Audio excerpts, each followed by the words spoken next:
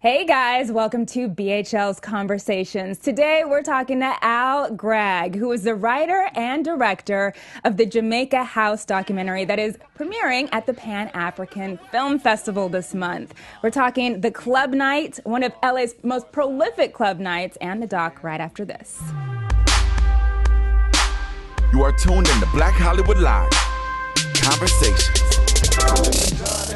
I am so excited to have you here today. Thank you. I'm excited to tell these stories, tell my story. It's almost like a love letter to LA, really. Yeah, exactly. Well, what's up, guys? I'm your host, Alina Vision. I'm just so stoked that you are coming out with this amazing documentary, and we get a chance to talk about it here on Conversations. So first off, this is actually going to be premiering at the Pan-African Film Festival. It is Black History Month, so I could not think of a more perfect time, especially for this documentary.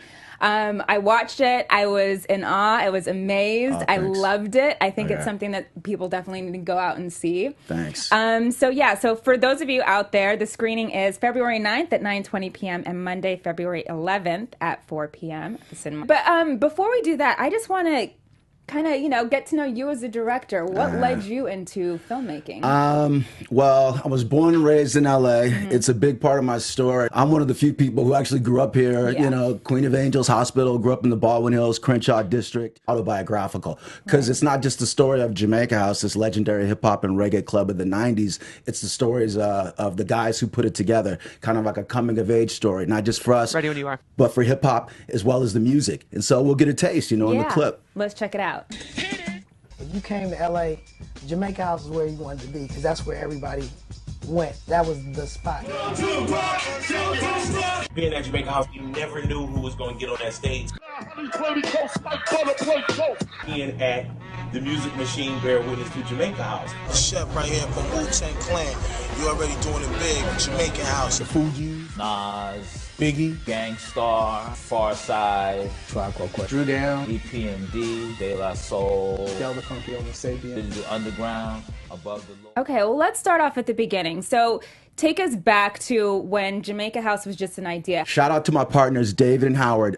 David and Howard are the guys who thought of the actual club with its inception. But because we were all best friends, we all went to elementary school together, they brought me in and another guy named Mike O'Connor in. And we're all like a little crew, It was like cracking from the beginning. Yeah. Like Mike, his cousin, I guess, is like Tone Loc, okay? And like we all knew a lot of people. Ice-T came down the first night and performed. Dang. That's how hot it was. So, so they set it off. And shout out to Ice because he's getting more involved in the film. And then like a year later, Tupac started coming down. Back then, these were all promotional shows. Now, obviously, you have to pay artists tons of money. But back then, they would come to us. They would want to play for free. Right. And half the time, the labels were sponsoring us. All the labels, Universal, the Def Jams, and as well as all the radio stations in LA. It was the original 92.3, then the original K-Day, then the new K-Day, and then Power 106. It's not just about the music and the underground culture in LA, but this was a very significant time in Los Angeles. We're talking about, since we began the club in '89, we're coming out of the '80s crack era. We're coming out of Reaganomics. Right. Reagan had ended all these social programs, who put the homeless on the street or people who had mental challenges, no place to go. He had cut off all the after-school programs. Right. So there was this slew of people on the street in a vacuum where all these other positive outlets for them had been taken away. And so you see, I don't want to get too deep into the whole idea about how crack was pumped into this country by the CIA, but particularly in South Central Los Angeles.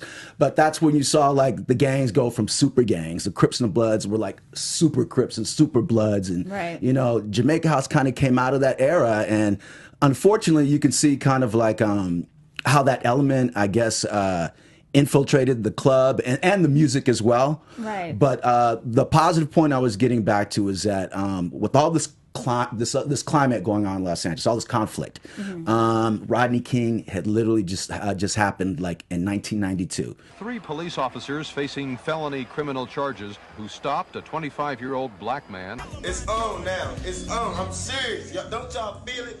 When the uprising came, I think for a brief moment, it made us look at each other and say, We out here wilding, and look what they can do to us at the drop of a hat, because it's definitely a whole nother power against us.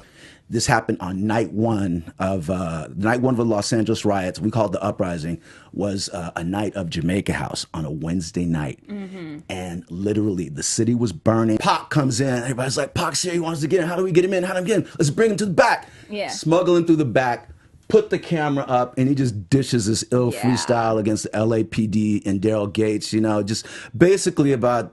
It's so relevant right now. We're talking about, police killing of unarmed black men. Shout out to all the good police, though, that back then and right now. It was a very explosive time in Los Angeles, and a really, I guess you could say, a real pivotal point in history. Yeah, and the fact that you were able to catch that on camera, and especially Tupac saying all that backstage, I mean, it was like lightning in a bottle. Yeah, exactly. Yeah. Exactly. It's great to see it in the doc film. So you kind of touched on how the culture reflected the night. How did the night kind of reflect the culture and vice versa?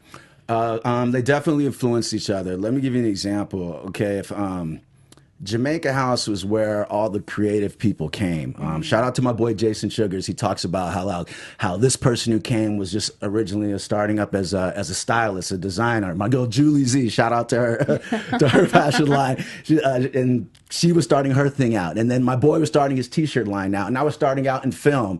And then David and Howard, my partners, were starting off a record label. And Paul Stewart was starting out like his Power Move Promotions. All these guys, my boy Eddie Donaldson, everybody was doing like these wonderful, creative, musical, authentic things in Los Angeles. And Jamaica House was kind of like where everybody came. And not only did they bring their different ideas and their different tastes to it, out of Jamaica House would become more ideas and more influences. Case in point, okay, the Black Eyed Peas.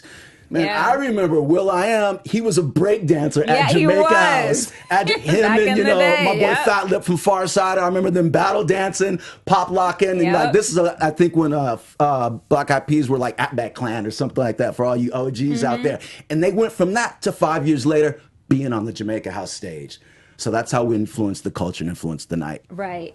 It is going to be airing on February 9th at 9:20 p.m. and Monday, February 11th at 4 p.m. down there. Yeah, I just want to plug some other things. Before we get out of along the lines of the plug in Jamaica House, you can always follow us to get in touch with us at JamaicaHouseMovie.com. You'll see our socials down there. And also, I want to give a shout out to my homegirl, Lori Bula. She was my producer for my first documentary. Oh, dope. I did a documentary on Shepard Fairey called Manifest Hope, where I documented his whole process of coming up with the hope image. And I followed him around, like bombing LA and, and putting up the posters and all the way to DC.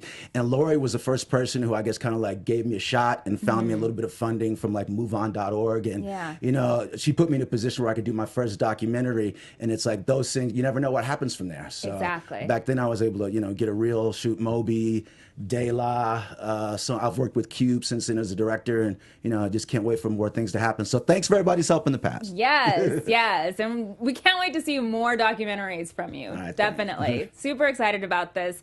All right, well, where can people find you? Everybody, you can find me on Twitter at Jamaica House Doc, and also on IG. I'm gonna spell this out carefully.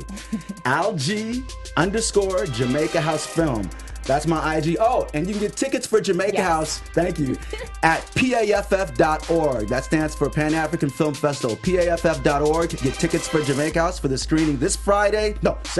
This Saturday, 9 o'clock. Thank you. Oh my goodness. Thank you so much for coming in. It was great to talk to you. And you can always check us out on Mondays on Twitter. Right here on VHL. I'm Alina Vision. You can follow me on all social media at Alina Vision. That's Vision with 2 S's. All right, we'll see you guys next time. Peace. From executives Kevin Undergaro, Dario Kristen, Tiana Hobson, and the entire BHL staff, we would like to